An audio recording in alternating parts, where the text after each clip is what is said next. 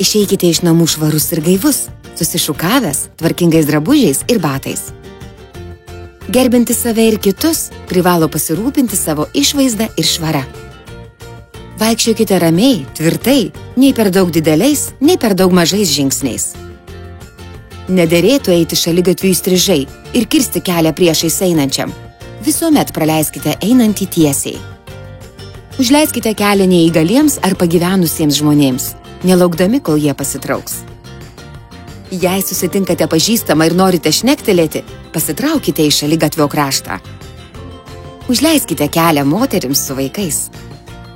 Pastebėję ateinančius priešais žmonės persirikiuokite ir atlaisvinkite dalį šaligatvio.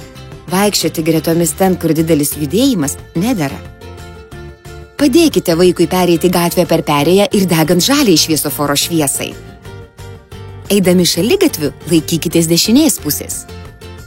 Jei norite aplenkti einančius vorele, kreipkitės, prašom praleisti, atsiprašau. Eidami gatve, lietsargį laikykite vertikaliai, kad netrukdytumėte praeiviams. Aukštesnis asmuo turėtų kilstelėti lietsargį prasilenkdamas su kitu.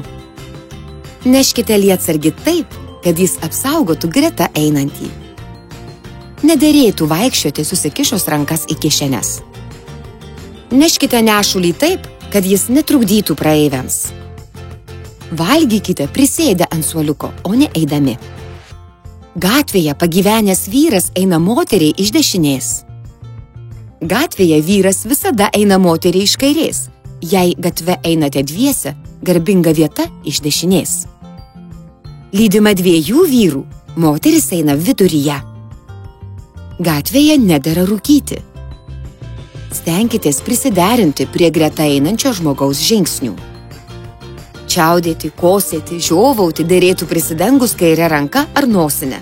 Nusičiaudėjus dera pasakyti, atsiprašau. Jei užkliudėte kitą asmenį rankinę ar pečiu, atsiprašykite. Stotelėje stovėkite taip, kad netrukdytumėte praeiviams.